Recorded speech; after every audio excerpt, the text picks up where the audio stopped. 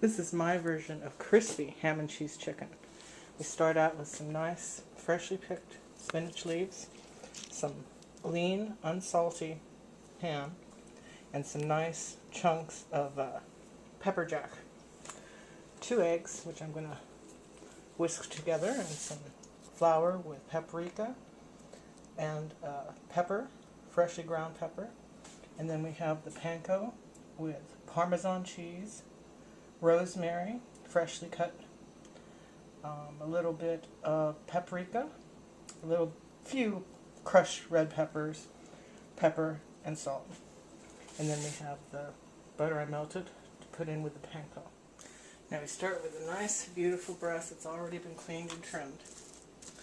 And this is the thick part. I'm going to be cutting it as close to in half as I can without going all the way through so I can butterfly it open. So I'm trying to feel where it ends and being careful not to cut myself at the same time. It's a little thicker over here, so it's easier. Okay, now let's see what we got here. Ooh, a little off here, so I'm going to go. If you've kind of lost an area, you can go back and cheat with your knife, because we're going to be flattening this out with the pan. There we go. Nice and butterflied out. We'll take another piece of plastic and put over.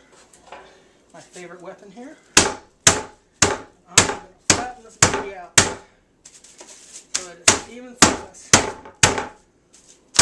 all the way through. That looks pretty good. Maybe a couple more. Just have a bit more rolling room. There we go. Beautiful. Now the fun part, stuffing it. Okay, we're going to take our spinach leaves. We want them to be the first layer against the chicken.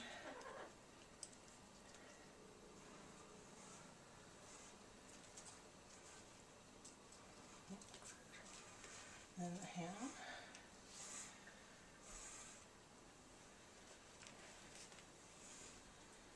Couple nice slices there. And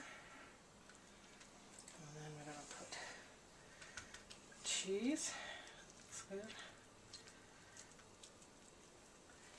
And a sprinkle of chives. And we want to roll it. The ham's going to help hold it together too.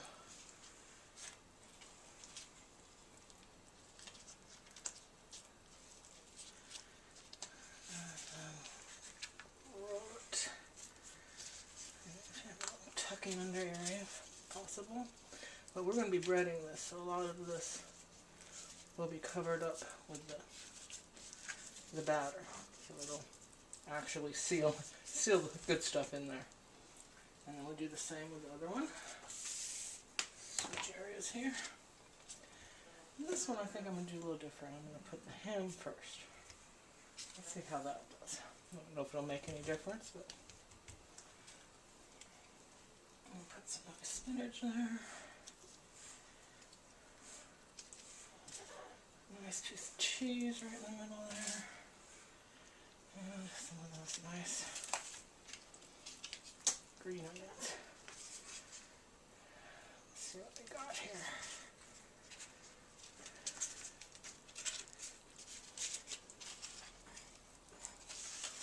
And like I said, these little holes on the side, don't worry about, because we're going to be battering this stuff.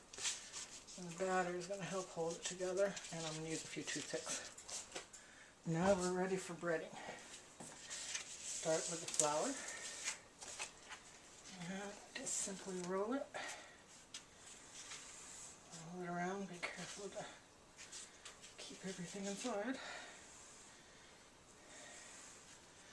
Get all the areas, especially where you think it's failing and holding the goodies in. And sometimes I cheat and I go like that and it just falls, excess falls off. And then we're going to roll it in the egg.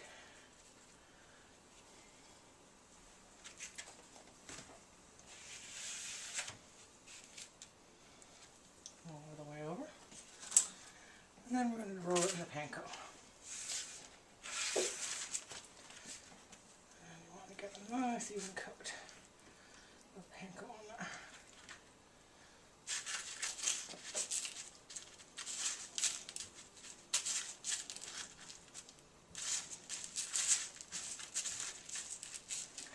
And when you finally think you got enough on here, don't forget to do the ends. You want a nice coating that's going to seal all your goodies in. And try to notice where that seam is, because you want the seam to go down in the pan, because it'll seal it as it's cooking. And here's my seam. Mine are pretty good today, so I don't think I'm going to put any toothpicks, but if you're finding your chicken is not staying rolled together, you might add a toothpick or two. And a little messy. This is what it looks like when you put it on the pan. Nice and coated evenly. I forgot to tell you, you put them in the refrigerator for a half hour, and that way the crust really sticks really good. Then you put them in a 350 oven for, I do it extra, I do it like a half hour, and I check 15 minutes into it, but it depends on your oven. Sometimes it surprises me and it goes quicker than other times, so you know how chicken is. And the finished product with a nice couscous with bechamel sauce. And look how pretty the inside is. Enjoy!